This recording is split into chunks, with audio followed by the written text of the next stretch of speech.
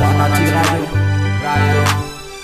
io mba enoty antsony ty zanakao manoratra ampenina ny talao fa perotritra vita sy revo maro natao ka tonga amy fona faly eo anatrianao fa mafy marina miaina eto amboniny tany saigna fizana fatana ny sarisary fa miaina anatin'ny apipina saly ka le tsy kely lasa devosiny tomany enao le lalanazy famarinana ny fiainana enao rerianno azy kelerana ty fiainana eto amboniny tany fakoronao ihany nefa koronao ihany enao le lalanazy famarinana ny fiainana enao rerianno azy kelerana fakoronao ihany eto amboniny tany nefa koronao ihany nefa koronao ihany Eny sokatra masoko mifanahako mipanjina ny lalako fa enao rerianno azafako enao rerianno afaka hitarainako ekeko fa apetsaka andratsy vety tsy misy afeniko aminao fa enao no mahety ka ifonako aminao raiko enao rerianno mahafantatra ny lalana ho tokony hombaiko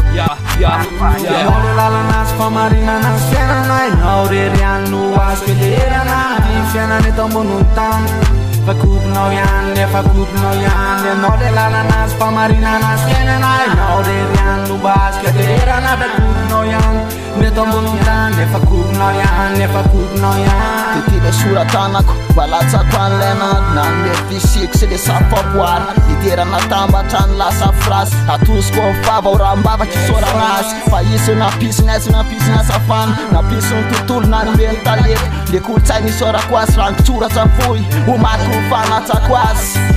enao le lalanazy famarinana ny fiainana enao rerianno azy kelerana ty fiainana eto amboniny tany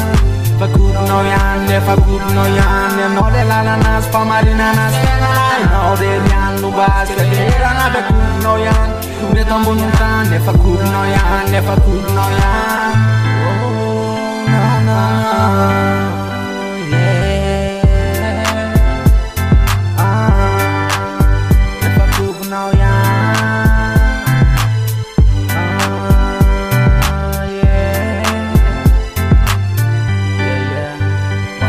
io